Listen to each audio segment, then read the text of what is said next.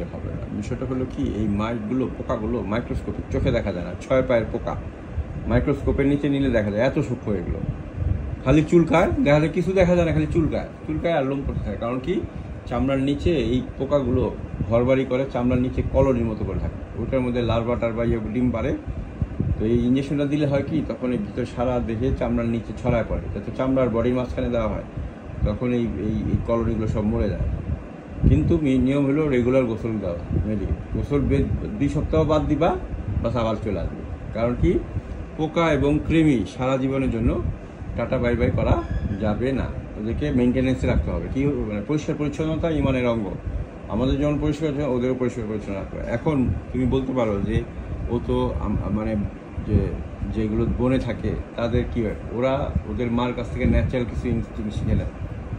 বনের কোন গাছ খাইলে, কোন গাছের সাথে ডলাডলি করলে, তারপরে কোন লুজ মাটিতে গড়াগড়ি খাইলে এইগুলো চলে যাবে, ওগুলো ওরা ওর মায়ের কাছে শিখে নেয়, বুঝছো? কিন্তু ঘরে পালা 4-5টা রুমের মধ্যে পালা যে বন্য প্রাণী, এদেরকে মানুষের মতোই গোসল দিতে হয়। কারণ কি, এরা ওর মায়ের কাছে বা আদার্স লোকের কাছে সেই জিনিসগুলো শিখতে পারে না। এটা যদি বনে থাকতো, ওরা কিন্তু ওদের টেক কেয়ার আল্লাহ মানে অটোমেটিক্যালি যেন করতে পারে, এটা ব্যবস্থা করে দেয়। কিন্তু যখন ঘরে পালা হবে, অ্যানিমেল হবে, তখন তাকে এক্সট্রা